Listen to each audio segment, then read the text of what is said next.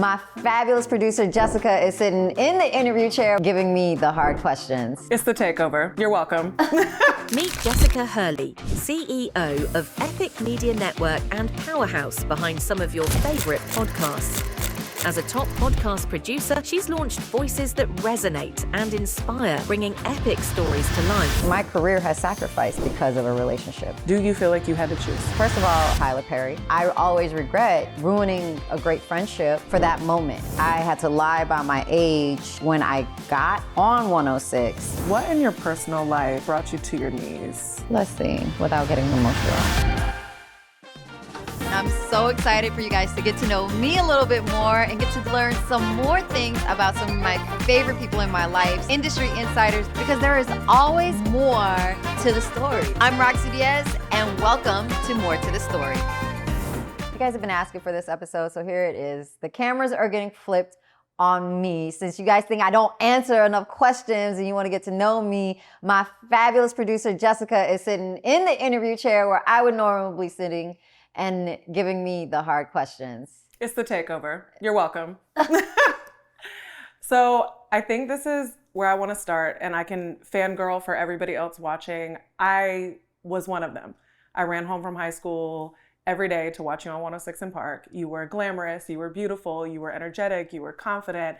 And I don't think when we were fangirling or fanboying that we had the thought that what does she do after this, or will she be there forever, or she'll have a career forever. And the opportunity of getting to know you and your journey and your 20 plus span in the entertainment industry, news, and really like evolving your career. I want to start here. Was there ever a phase where you felt stuck, stranded, or like, I have no idea what's next, like after 106? Yeah, after 106. Yeah. After 106, I had no idea what was next. And your card is upside down. I don't know if you know that or not. After 106 in Park, I didn't have a job. Terrence was going to E. Terrence got E before we actually finished. And matter of fact, for 106, there was the last months of our deal or our time there. He departed first, right? He left first. Yeah, you were with back. We were supposed to, let's just say, and I might have the dates totally wrong, but let's just say our last day was October 15th. Yeah. BET wasn't ready to transition to the next phase of people yet. They still hadn't made up their mind on who it was going to be.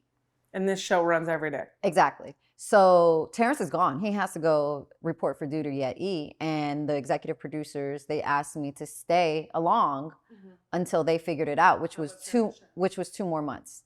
So I stayed by myself doing the show by myself for 2 more months. And I mean, 1, it was hard because I didn't have TJ. And then 2, I'm sitting here watching who's about to come and take over this show that I did for 7.5 years. So it was a bittersweet moment. And then I didn't have time to figure out, well, not that I didn't have time. I wasn't ready to know what was next. I was literally in New York City at my apartment, which was already empty. All my things were already shifted to LA. All I knew was I was moving to LA. So when BET asked me to stay for those extra few months till they got it, they figured out what the next thing was going to do.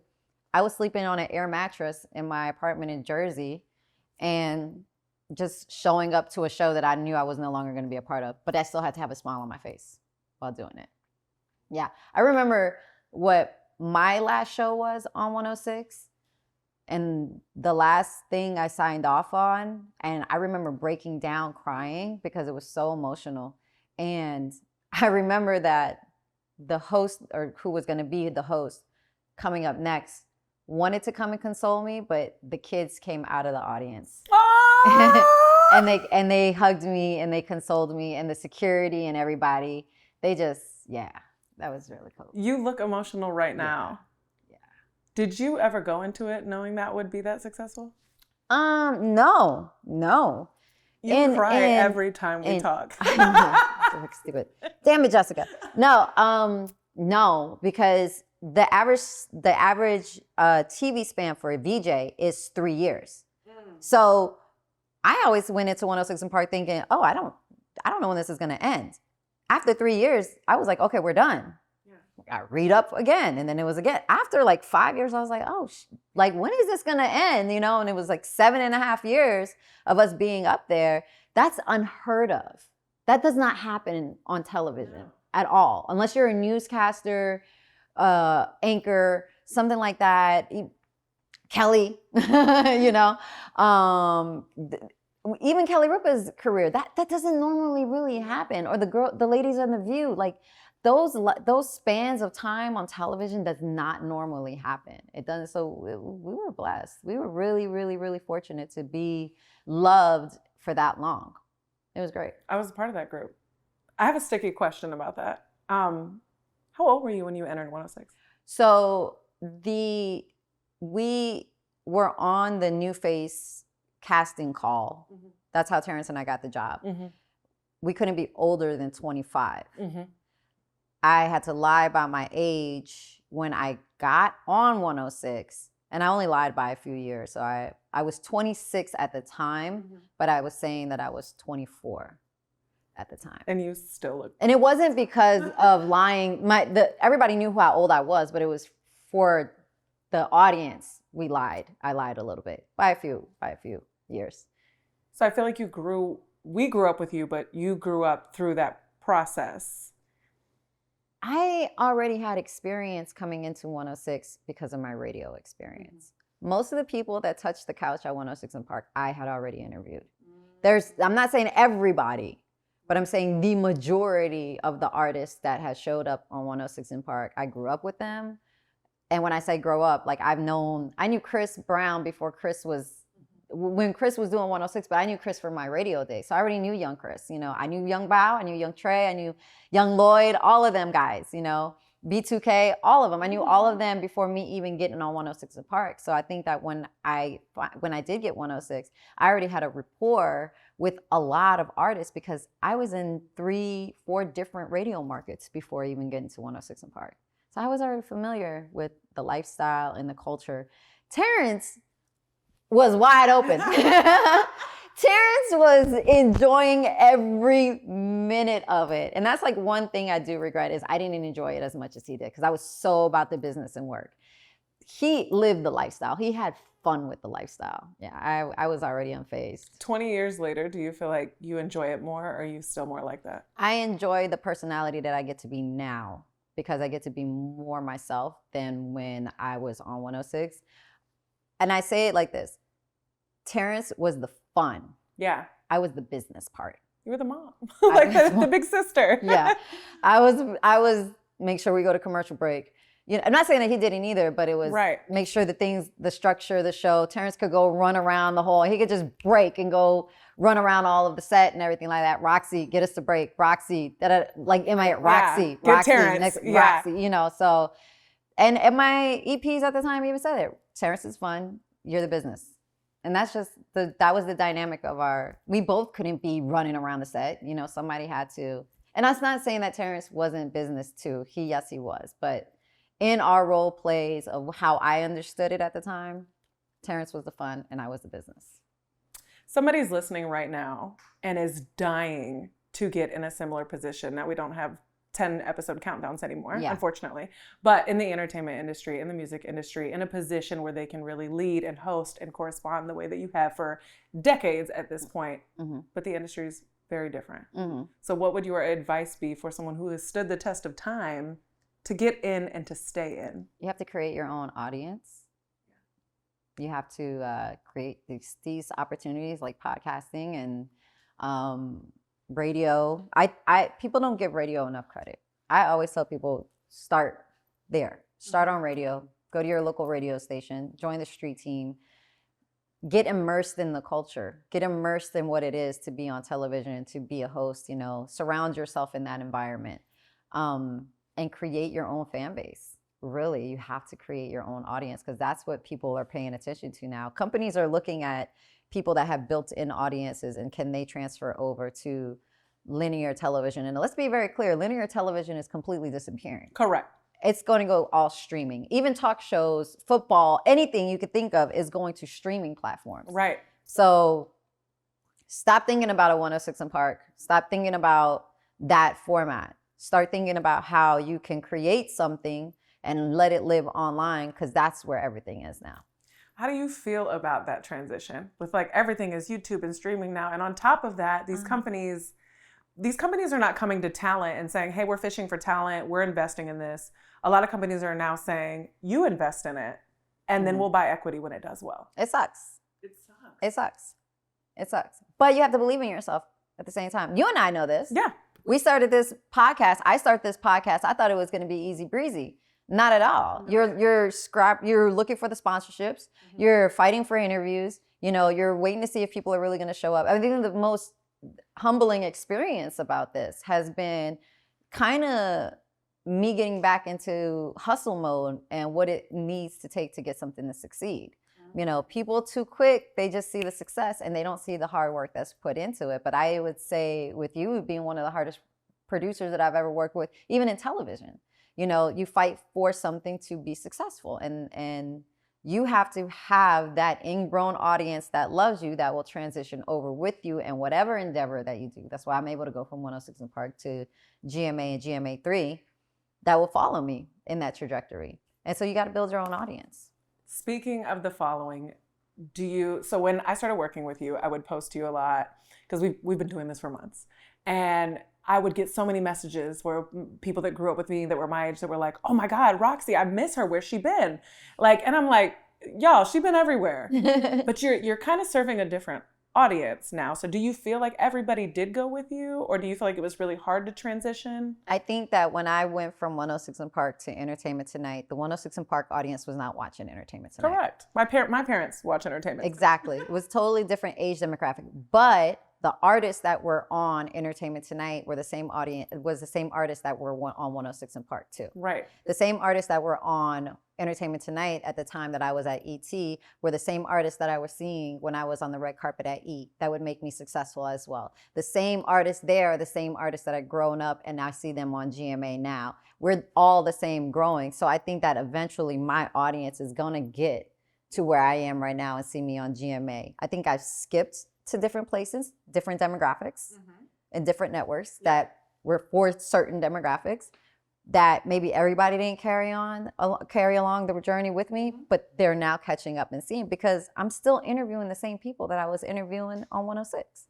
Speaking of interviews, there was a conversation on the red carpet with Cher, I believe, and someone pulled her aside. Was it her boyfriend? It was her boyfriend. Her boyfriend pulled her aside and said, hey, Roxi's for the culture. This is a really important conversation. You need to talk to her. Yeah. And I think this part is so important for people listening is, what do you think is so, not special, but what do you think you do so well that has kind of allowed you to be that trusted voice across cultures, artists, entertainers? It's like you have a face and a voice, and you've just created this trust factor in the industry. It's 20 years. Yeah. You know me, I'm safe. I'm not safe in the sense that I'm not going to ask you a hard question. Because you do ask hard questions. I will ask a hard question. I'm not going to be salacious. I'm not going to, I say this respectfully. I'm not going to Wendy Williams you, but even Wendy, when she got on television, she had a certain coof about her. She wasn't the same Wendy if you grew up watching Wendy Williams or listening to Wendy Williams. She wasn't the same radio Wendy as she was on TV. Right. There was two totally different personalities. She used to go hard on the radio, but that's why we loved her, So in that essence, I think I've been able to garner trust along the way, and people know I'm not going to be, I know what it's like to be on the receiving end of really hard, salacious questions and to be caught off guard when somebody asks a really intrusive question. I don't ever want to put somebody in that position. I've done it before. I regretted it because I had to, because producers were on my back about asking an artist a question. It was Tyler Perry. We've spoken about this.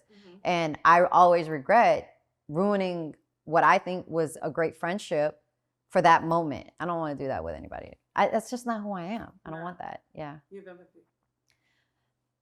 I respect. Yeah. I respect. If you're not willing to talk about something openly on your own social media, because that's where we're at now. Yeah. If you're not willing to talk about it or share it, why should I bring it out of you? Unless you start talking about it and you open up the window, I'm going to go through it. Or you open the door, I'm going to go through it.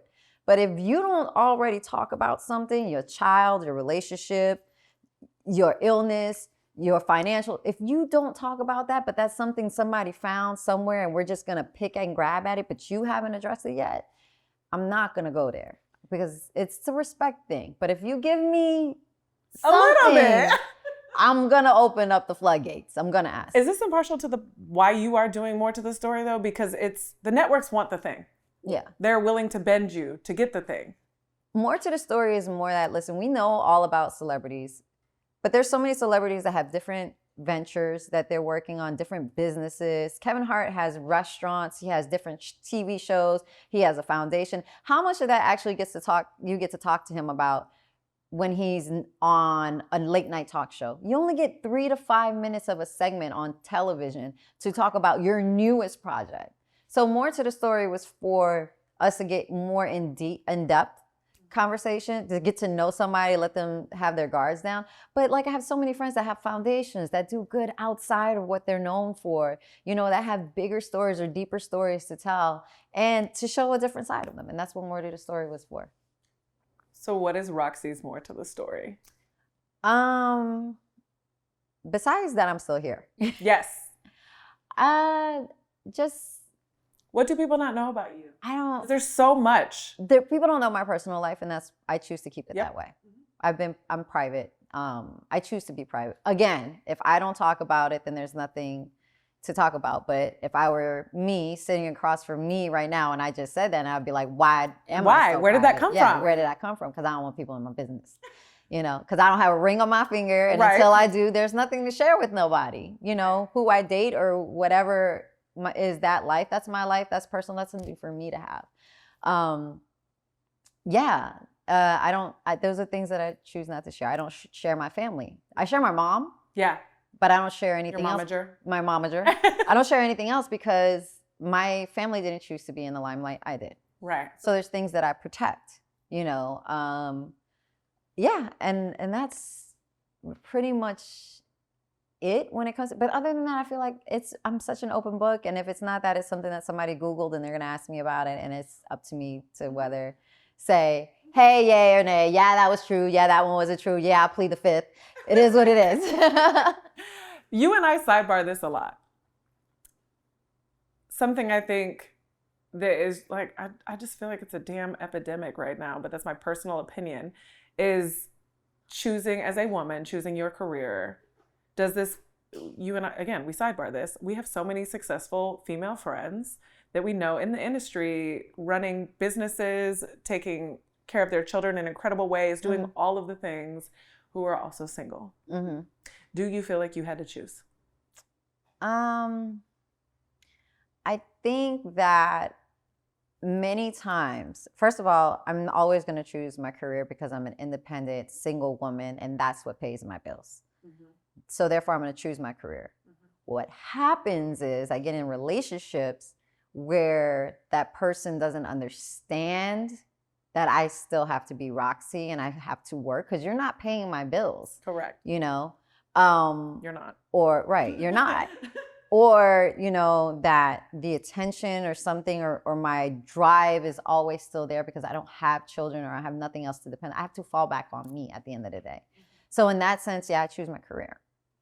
I don't choose love or relationships really that they might suffer because of my career, because of the travel, because I'm always on the go, because I'm always hustling. It's not the first priority in my life. It's just not. And men have a problem with that, not being a priority. And it's like, sorry, like, what do you want me to do? What do you want me to say? It sucks. It sucks. So I don't say I choose. I think it was chosen for me, but I have priorities. How bad do you want marriage, kids? Is that still on the table?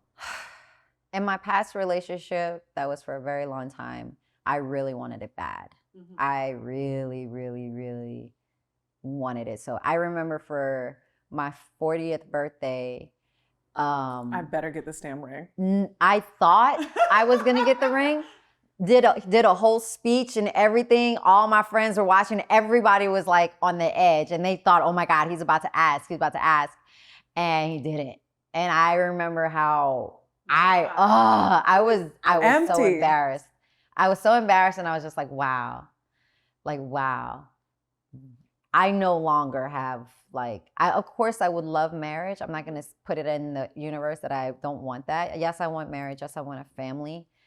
It's not my priority right now. It was my priority for years, thinking I was going to get a ring from somebody that I didn't get a ring from, and waiting for that I don't even want my expectations to be let down again. So I'm not going to even think about it. Is that part of the reason why you're not in your previous relationship any longer? No. Okay. That's not the reason why. No. And he knows why we're not together. But you know what? Every relationship is for a reason. Yes. And I learned a lot. I learned a lot about how much I can love, how much I'm willing to love, how much I'm willing to put up with, how much I'm willing to forgive, and now how much I'm willing to choose me now. So if anything, relationships previous to anything now, that's what I've learned. I remember I was on this same high horse, and one of the things my coach said to me that just kind of laid me out was, you can continue to choose your career first. It is also the easiest thing you can do, because for safety purposes, you put into the thing that puts back. Yeah, I can hear that, but I can't agree with that because I put so much into my last relationship. I mean, when I love hard, and I give it all. That would be my flaw. I give you wifey before all the things. Yeah, when you're still considering, yeah. You know, so watch me. I can be a good girl. Yeah, watch this. All of that. And not even that. It's just who I am. I'm a very giving, mothering person. I get that from my mom. Yep. You know, I'm very nurturing. I care deeply, you know.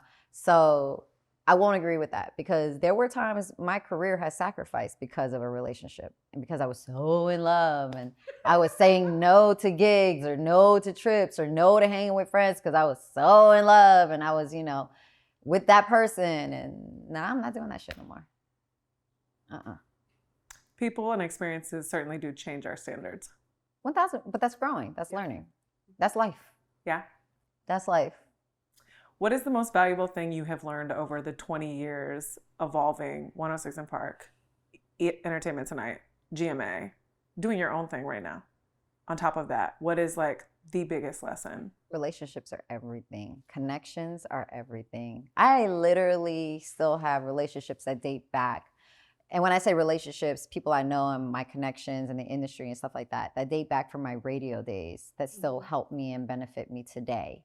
You know, being kind to everybody, do unto others as you would have done unto yourself. Like, you just never know who your next boss is going to be. And that is so real. You never know. Like, literally, my girl Courtney, who I look as like a kid sister to me, she's now directing, Emmy Award winning, you know, producing, all of these things. And I'm like, she's hired me for jobs.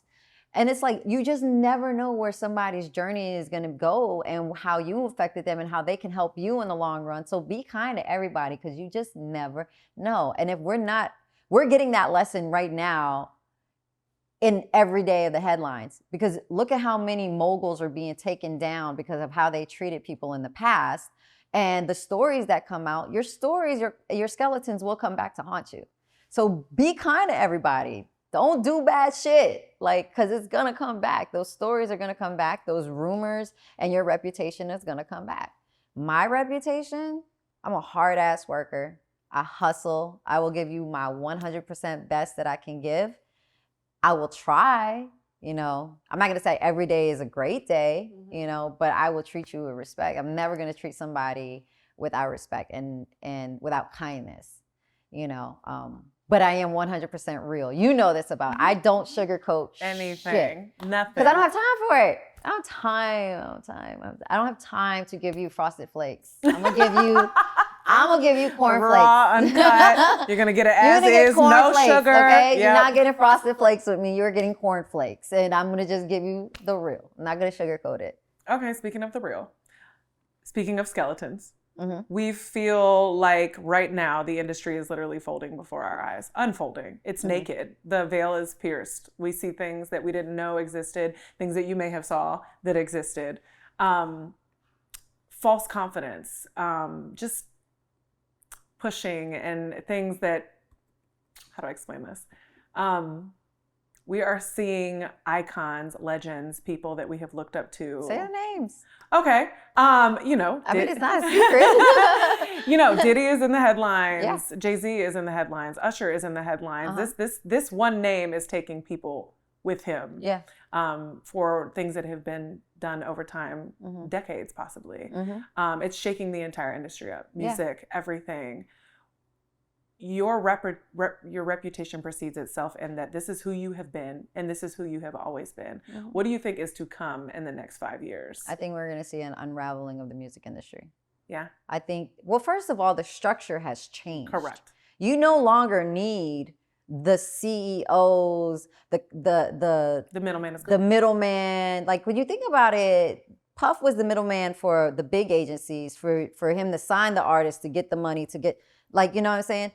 You don't need that person anymore. Right. People are signing their own independent deals. They're getting their own royalties. They understand contracts. You don't need that anymore. So what we're seeing in the takedown, because that's what's happening is a takedown, is the unravelment of the music industry.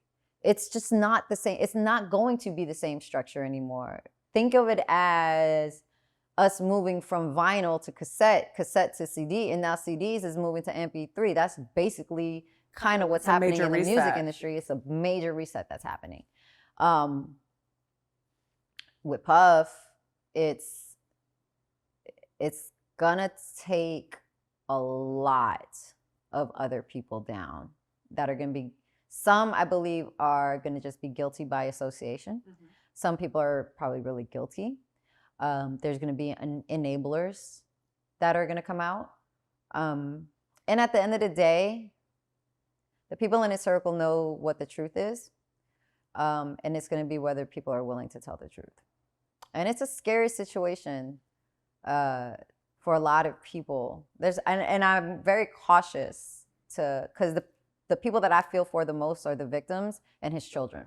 Yes. But there are going to be a lot of people that have been amongst that circle, because it's not something that one man was able to accomplish by himself. All the things that are allegedly coming out about him. To say that you were at an infamous Diddy party, look, lots of us were at infamous Diddy parties. Correct. Were you at the freak off is another question. Like what happened after midnight, 1 a.m., that's a whole nother beast thing. If you were partaking in that situation, I would be really worried. Rocsi Diaz was not there. Never was there. Never was there. I left at 12:45. 1 a.m. I was not there, you know. So we're going to see. This is just the beginning. This is going to be on some Harvey Weinstein, Jeffrey Epstein level. That's what we're about to witness, is the hip hop version of what Jeffrey Epstein was. Now, we don't condone this, but I see people on the internet coming forward and saying, like, y'all are just mad this man was nasty. Like, people are nasty. No.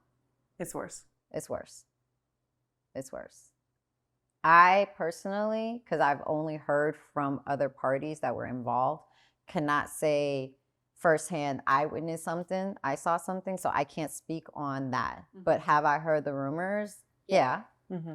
It's the same as we heard the rumors about R. Kelly. You just don't say nothing. For a long time, people know things and they just don't say anything. And a lot of it is because of fear.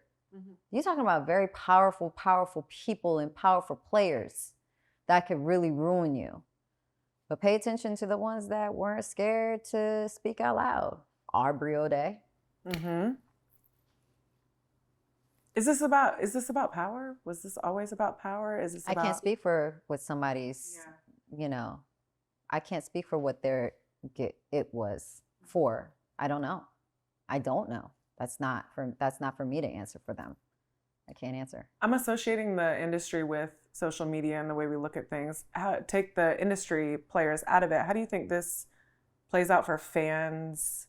It's sad. It is. It's sad. At the end of the day, skepticism and just the people that we idolize. The music is iconic. The art is iconic. It shaped hip hop, the sound, and what we know. It goes back to that question that you have to ask yourself, can you separate the music and the art from the man?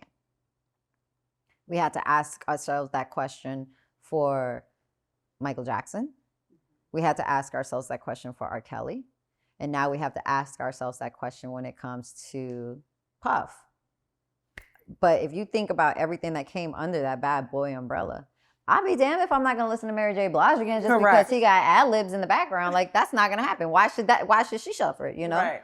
I just think that there's gonna just be a lot of truths that come out. It's unfortunate for the fans and it's unfortunate for his legacy. But again, you just can't do certain shit to people and not think it's not gonna come back to you in some form. Allegedly. Mm-hmm. Alleged. And I have to keep saying allegedly, but I mean, that tape that we saw of what he did to Cassie isn't alleged. Correct. You denied that. And the world needed to see the tape. And then we shouldn't have had to see the tape. We should have believed what she was saying. Yeah. We shouldn't have to see tape to believe women who have suffered at the hands of men. We should not have to have pictures of bruises and stuff like that. But I understand some men also have been said to have been abusers and they never were, and they were innocent. Right. There's always two sides to every story. But when it comes to that certain situation, it's unfortunate that she has to relive that pain over and over again too by the release of that tape. But now you see his truth, and look at what it spiraled into. My heart goes out to Cassie. Yeah. My heart really goes out to Cassie a lot, because the other victims as well. Yeah. My heart goes out to Cassie because I know Cassie. I've been around Cassie and I was around her during that time. And to not know the severity of what was going on behind closed doors is why my heart really goes. I wish I would have known. Mm-hmm.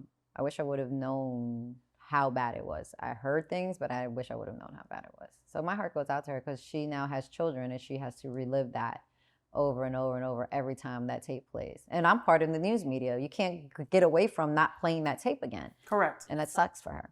It sucks for her and her children and her husband. Yeah, you can't outrun it. Mm-mm. What's What's next for Rocsi? More of the Story is about to blow up and be one of the biggest podcasts in the entire world. That's number one. Number two, continuing a wonderful relationship with GMA, GMA3, the whole ABC family is where my priority and my focus is also.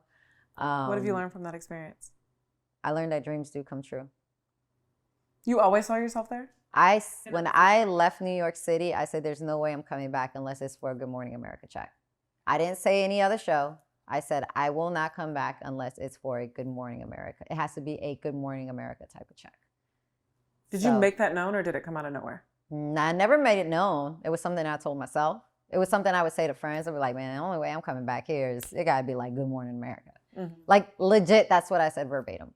So to be there and walking through those doors now, I'm like, I pinch myself every single time. I cannot get enough of seeing those doors open and seeing Good Morning America at all. When I see Robin or if I see Stray, you know, and DeMarcus and Eva and Dr. Darian, like everybody that I work with and my fabulous EP Cat, when I see all of them, every time I go to New York City, I just have the best time. It's one of the most non-toxic work environments that I've worked for in a very long time. And just for you to say, like, it's a breath of fresh air. Yes. Because it's been a long time since I haven't worked in a non-toxic working environment. And GMA is that. What Kat McKenzie has created in the work environment there makes you want to get up and go to work every single day. And I fly from LA to New York to go do GMA. I was like, you know, I love it. I can't wait to land and get to Times Square and check into my room and get to the studio and take my pictures of being there. I can't get enough of being there. Like, that's how much I love the atmosphere. Like, it's so you cool. sit in that role and you're like, this is what all the work worked for. Yeah. Was to get me to this space. Until it gets bigger. Until it gets bigger. What's bigger? I mean, everybody's always going to want a chair. The goal is a chair. And when I say a chair, anchor. Yep. Well, it's baby steps. Baby steps. Yeah. I remember you have an interview with your best friend. Chantel. Shout out to Chantel. And she said she wished, it was almost like she wished that you would recognize that you have already arrived, that you have been hustling. We have hustled enough. Yeah. Rocsi has arrived. Yeah. Do you feel that way? No. 20-something years. Not yet. Ever evolving for the need to stay relevant and the need to evolve and the need to grow. You don't feel like you've arrived? Not yet. Because if you feel like you arrived, then you have nothing else to strive for. So I'm not there yet. I want an anchor chair. And then after I get that anchor chair, I'm probably going to want something else. You know? So I think I will feel settled if I become part of the cast photo ensemble one day at GMA. That's my vision board right now. Then chair, then Lord knows what else, specials, Lord knows what else comes from that. But no, once you feel like you arrive, then you have nothing else to strive for. So I don't agree what Telly is saying, but I know what Telly is saying in the sense of getting your just due.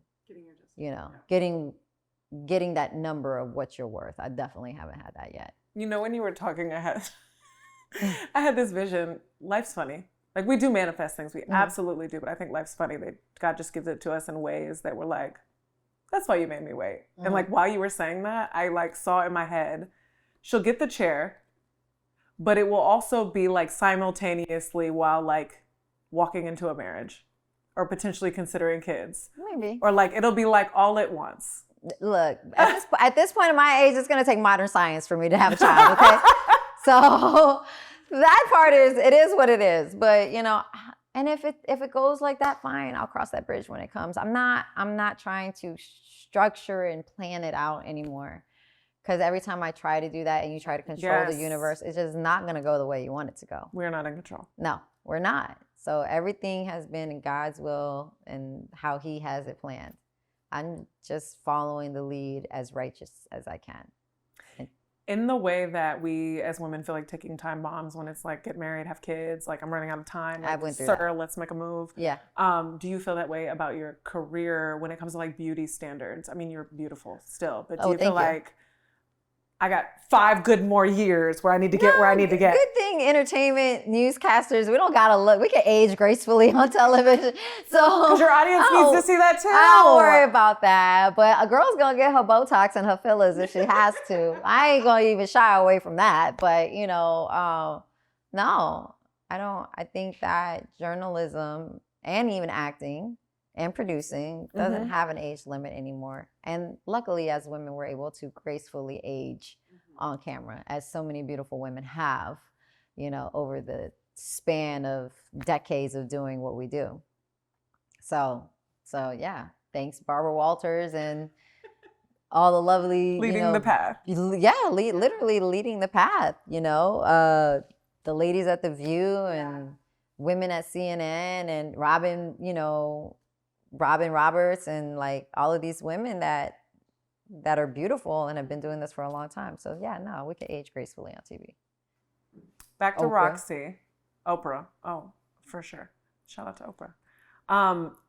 Back to Rocsi. What do you want more of personally and professionally? More fun. Yeah. More fun. Do you feel like you've been waiting too long? No, I need to make fun a priority. Yes. So more fun. And I don't do that enough. Same. But fun for me is binge watching a show uninterrupted. Checking out. Right. Checking out of work. Yeah, yes. exactly. So that's more fun for me. And finishing school. You are in school. What made you choose to go back to school? To be able to say that I was a college graduate and not just one person in my family. It's a battle between me and my brother. So yeah. It's for my mom. It's for me. It's for my mom. It's for my dad. Just to have that college. You told me once that you end up teaching the class more than you end up. I do. And I like it and I have fun with it because I'm just giving real cornflakes. I'm not giving you Frosted Flakes. I'm giving you cornflakes. I have the experience. So I tell them exactly what they want to know. They're the future, my fellow classmates are the future journalists of tomorrow's world. So I let them know the real of what it is. And if I can help you shorten the time along the way to get to where you want to go, I'm going to try to help you. But every step is important. Last question. What in your personal life kind of brought you to your knees? Like, was there a moment in your personal life that everything changed? I always feel like I have a couple before and after moments. One was having my son. You know, one was leaving the longest relationship I'd ever been in. One was almost losing a parent.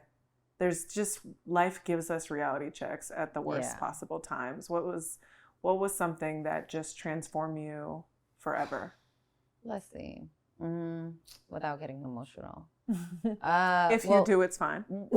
Thank you for the letting me. Invitation. Yes, the approval. Moving from New York to LA when 106 was done was a reality check because there was no job afterwards. And there's most of the times no job after a project. You're like that downtime is always a reality check for me. It's like, okay, just be patient. God is gonna work it out. Something's gonna come. My dog dying, I had him for 16 years. Chi-Chi dying was a big moment for me. That was, not gonna get into it, but he was my ride or die. I know dog mom. Yeah, so yeah, that was like, what? That ripped my heart out. That was a lesson. In my adult life, that was probably me losing my dog was worse than me losing my 8-9 year relationship. So that, I mean, it was both sad and tragic, but one... The dog loved unconditionally. Yeah, the dog loved unconditionally and didn't hurt me, and I didn't cry. I only cried over the dog when, he passed away. Other than that, the dog never made me cry. But that no, I won't even say that. But that person definitely brought me to my knees a few times. But yeah, and that's it. There's always ups and downs, so I can't think of. There's always transitions. Because if it was like this, it would be too easy. And everybody would do it. Yeah, your character and your life and your personality and everything is shaped by the these, not by just everything being easy and going with the flow. What keeps you going when it's not? My bills, my mortgage. My lifestyle is expensive. Have a life to maintain. My wants and my needs and my everything keeps me going. And I love what I do. I enjoy it. I have fun. It's like, why haven't you started a business yet? I've had businesses that just haven't turned the page. Like, I need you to say that. I tried doing a workout line, and then I partnered with a company. That company folded. So then it folded where my manufacturing was coming from. It was like a learning experience, Then it's also trying to find out what your audience really wants to buy from you and wants from you. I mean, my audience do they want more glam tips from me, or do they want to see where my clothes is coming from and things like that? So it's like really like trying to find that thing that really authentically speaks to me. Cooking and stuff like that's authentically who I am. But am I coming out with a cooking line? Like, I just haven't found that thing that I'm passionate enough about to be like, this is a business, because the businesses are oversaturated anyway. And to raise capital and get product, printed, whether it's manufactured, all that shit costs a lot of money. Yes. Which that's not where my passion is. My passion is this. If I'm going to invest money into anything, I'm going to invest it into my art and my craft and what I love to do. Whether it's this podcast or future podcasts that I start producing and helping with other women too, to get up off their feet. So yeah, I mean. How do you not get hung up in that? Because I think we see everybody on social media and it looks like they started a name a year ago. They blow up off of streams doing something that we may not be willing to do. They have this huge brand. They're able to sell anything. And then here comes your 20-year-long career. Yeah, but I think respectfully, like in the instance, like everybody can't be Travis Kelce and his brother. Correct. So I get why they're going to get the numbers and get the money that there's being offered to them because of who they're affiliated with right now. Let's be very clear. We all know why we're paying attention to Travis Kelce, and he knows it too. Milking it. Yeah, I mean, go for it. Yeah. You got 15 minutes, milk it. Yeah. Get it. Kim's 15 minutes are still running. We're still hanging on it. We're billions in. Yes. All right. So it's not for us to judge. So I understand why certain companies throw those big numbers to people because they're going to milk the opportunity while those people are hot. Correct. Now, for the podcasters or people that have been in this business 20-something years, 5 years, 10 years, and you put in the work, eventually you're going to reap what you sow. Eventually you're going to see success in whatever you really put your heart and your mind into. I just personally don't want to slap my name onto something that I'm not passionate about. I do have a few beauty product line ideas and things that will be coming out, but it's things that I'm passionate about, you know, and things that speak to organically who I am. But I've just been very cautious about that. And I've been working. I've been working. I always was constantly reminded on 106 in Park what my role was and that it could be taken away from me. There were times where I had to begrudgingly, I don't know if that's the word, bow down, and I knew it was messed up. I knew that I didn't do anything wrong, but I would have to apologize because something might have rubbed somebody the wrong way. And it would come from a higher level, it would come from an executive, that I would have to do something. And when I say do something, I mean like a gesture, or write a letter, or take a day off, not be on the show. I've showed up to days on 106 in Park. I've showed up on 106. There were times I showed up on 106 in Park and they would have a guest female host and it would be like, oh, we don't need you that day. So I was constantly, it was a reminder of, you are dispensable. You are replaceable. And anything for ratings, you know, that has happened. So how in this 7-year experience and experiencing stuff like that, I think the question is, how did you manage egos while learning to fend and speak up for yourself? That person is guest hosting for a day. I have a contract that states I'm here for 3 more years. When did you know to hit the gas? When did you know to like, I'll gracefully bow out versus I'm going to advocate for myself in this moment? The person that I am, I'm never going to cause a ruckus to higher ups, especially at that time. I'm not going to argue with you because you feel like I owe somebody an apology and I didn't even do nothing wrong, but you feel like I have to, for the betterment of the relationship down the line, Rocsi, write this note. Rocsi, do this. You know, and it's just something you maybe sometimes ruining a relationship or putting your ego aside and just doing something. Just do it because you never know in the long run down the line how that will help you or save grace or save face. Those are things that I learned, you know, in the long run. You got to choose your battles. You choose your battles. Which role required you to develop the thickest skin? 106 in Park. Judgment, fans, executives.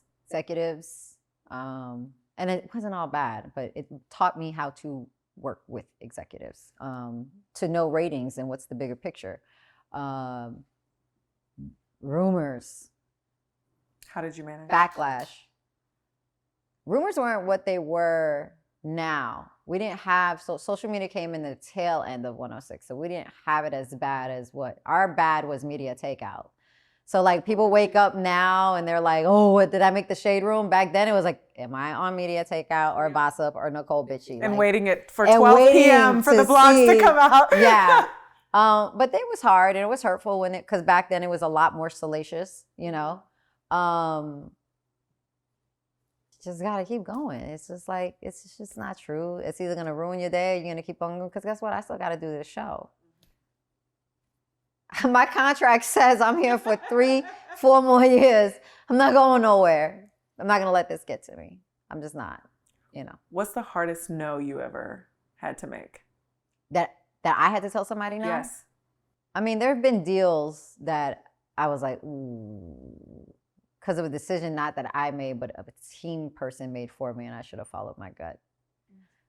But other than that, I haven't had the hard no's. I've had no's told to me, like, damn, I didn't get that job, or stuff like that. But what was the hardest no you received? Where you were like, I knew that was me. I was up for X Factor as the host, and after I had already auditioned for the first season of X Factor, and was so close and didn't get it, and then had to re-audition again and was gonna get it, but then it went to Chloe because she was a bigger name. But it wasn't meant for me to be. It wasn't. I was still on 106 at the time, so how was I gonna do that? And at the long run, that show only lasted for so many seasons, where 106 lasted a long time. So I think that this, like everything in life, and the question is the new journalist versus the traditional journalist. As a true journalist, I would say so has the shape of hosting. We're not Dick Clark anymore. You know, we're not Don Cornelius anymore. We're not Terrence and Rocsi anymore. No. It's a whole new, you know, we're the Pretty V's, and we're the, you know, the DC Young Flies, and we're these different level. Everything has evolved. So journalism just like that too. Now it's, you know, I would say like ambulance chasers. It's you know, story chasers, and then they have their own camera and their own, you know, team, and they could create their own content. You have to do that because you're creating your own audience. Yeah. Now, you may not have the structure, the basic learning skills that if you went to school for journalism and you would have learned, but maybe you just naturally, I don't think you have to go to school anymore to be able to conduct an interview or to be able to talk to somebody, or like, school is the internet. Yes. It's the World Wide Web. Mm-hmm. So you don't have to have that formal background anymore to be able to be successful in a platform. Now, I do believe that if you really are true to the craft, you do study the great ones and those before you. Correct. And you formulate your personality and who you're going to be and who your identity is going to be, and let that shape you, but you're still who you are. Yep. So I mean, everything is evolved. If you don't evolve with it, you're going to be, you know, ancient. Mm-hmm. And then you're going to be casted out. So you have to continuously evolve with it. It seems like a muscle you've mastered. Like, you're just like, okay. If you could do, it's kind of, I equate it to living in New York City. If you can live in New York City, you can live anywhere. Anywhere. Right? Some of us say in Honduras, if you can drive in Honduras, you can drive anywhere. Or if you can drive in Mexico, you can drive anywhere. You know, it's like one of those kind of sayings too. So if you can, God bless you, if you could catch a story on the street and get a great story and a great get, then you could read a teleprompter and do the news from behind a desk too. Now I just know how to read through that teleprompter. That's where a lot of people fail. Practice that. Are you single? Am I single? Do you hear me? I am single. Yeah? Yeah. Okay. Are you dating? When I file that tax form, it says single. Correct. Dating, yes, I'm dating. Is dating been hard? Dating, period, is hard. Do you feel like your expectations are wild? One bad relationship away from being a lesbian. Considering a girl. What? Absolutely. It's either considering a girl, or I just say, I'm done. Yeah. And I live by myself, me and my dog. So my expectations are not high. No. Mm-hmm. No. Like, to even say that is like, you have to set your own boundaries, your own, you know, what you will accept from somebody and what you won't accept. I'll tell you this, my patience is low. Yes. I know right away whether I'm going to deal with somebody or not, if this is even worth, you know, a coffee. Your BS is for someone else. It's not for me. Yeah. I ain't got time for it. So. I think that's the evolution of women with money now. Yeah. We have made our own way. Therefore, we have expectations. Listen, we get to choose. There's very little that will impress me. I am unimpressionable. I've been with rich. I've been with iconic. I've been with amazingly talented. You know, like gifts, trips, all of that stuff. At the end of the day, that's not really what's important. How do you treat me? How do you treat your mom? How do you treat your kids? How do you treat the valet person wherever we pull up? How do you treat yourself? How do you treat yourself? What are your standards and morals? And can I bring you home to my mama? What does your mom want for you? She wants me to be happy. And I think in the long run, she would feel more secure if I had somebody in my life. And to know that I was good. but I think she has come to a realization that I'm going to make a way and do good regardless if there's somebody in my life. When your brother talks shit, because it sounds like you guys have like a little competition. No, it's just like the school thing. But no, I'm really close to my brothers. We don't really talk unless we're playing Monopoly Deal. There's no shit talking between us. We're close, like siblings should be. What do they want for you? Happiness. We all just want happy. We all stay out of each other's way in business. Yeah, we're not intrusive in each other's lives. But if you mess up, then yeah. What does Rocsi want? What do you want? I want this show to be successful. I want to get sponsors so these people can get paid, okay? That's what I want. I want the chair at Good Morning America at GMA3. That's what I want. What do you want in a partner? And a partner? At this point, what I want in a partner is somebody who's honest and transparent. This is what you come with. This is what I come with. You know, loyal. I'm not sharing you. I'm just not. If you feel the need to be one of those guys that needs multiple women, you go have that. I'm not saying it's wrong. I'm saying not for me. Correct. I'm not going to accept it. Right. It's just a sense of security. Someone I can have fun with and actually be myself with. Rocsi is totally different at home than this, you know. So I was listening to an interview on the way down with the Gottmans who've done research in relationships for 50 years. And they were saying that, God forbid, please ditch the list. Because the list, they said literally we have research that shows that when people give us a list, we can literally go pick that exact person out of the data, present them to you, and you would not want them. Yep. You wouldn't want them. So do you think the lens is off? Do you think what we look for is wrong? Do you think that like you by chance might have some responsibility or accountability and like, I definitely had a type of man that I thought was that? My biggest problem in my relationships has been I always go back to the relationships that haven't worked and try to find a way to make them work again. I don't want to love anyone new again. I never tried to go outside of what I was already comfortable with knowing. So I didn't try to meet someone new or someone outside of my circle or something like that. I'm more open to that now. But I was in a relationship for like 8-9 years. Yeah. Privately. Yep. You know? And prior to that, I was working, and any relationship that was worth being talked about or mentioned wasn't talked about or mentioned. It didn't have to. It wasn't nobody's business. And prior to that, I was in a long relationship, you know? So I've always been in long relationships. These relationships are on Google, by the way. Right. People assume that I was in all these different relationships that never happened, you know? Yeah. But for the last 8-9 years of my life, which is a very long time, you know, I've been really totally committed to someone, although we were on and off and we had our problems, but, you know, that's what I was in. Yeah. Now to judge me off of my 20s and, you know. Being outside. I was outside. But I also was like in relationships at that time too. So I've always been a relationship girl. Yeah. I think after 6 months, you start to let your guard down and show your true colors of who you are. I think at 3 months, Steve Harvey said 3 months for giving away the cookies. I don't know about that. But a girl has Steve.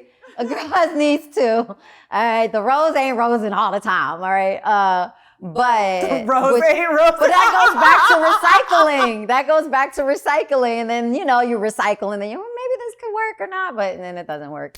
Yeah, I think at 6 months is when you can really tell whether this relationship is going to flourish or go. Maybe within 3 months, you know. I'm not saying, but I give people. I say at 6 months time limit, you know whether you're going to be exclusive and you want to continue something and just let it fall wayside. And most of the times it falls wayside before 6 months anyway. How many have you been in situations where the roles have been reversed, where it's like someone is head over heels for you and you're like, this looks good on paper, but it doesn't feel right? Yeah. Yeah. Yeah. Has it been hard to be that person to make that decision? that's still too early that's earlier in the month, so that that could just fizzle. Straight to the camera. What can everyone listening expect from More to the Story? I think that when you're listening to More to the Story, you get more glimpses and nuggets into my real personality and my life, and learning more about me. Most important, learning more about my guests, maybe taking a gem or two that you can apply to your own life. Maybe it's life-changing, maybe it's life-saving, maybe it's just getting more knowledge that you have in the bank. There's always more that we could add to our story, and that's what More to the Story is. Thank you for pressing play on this. Proud of you.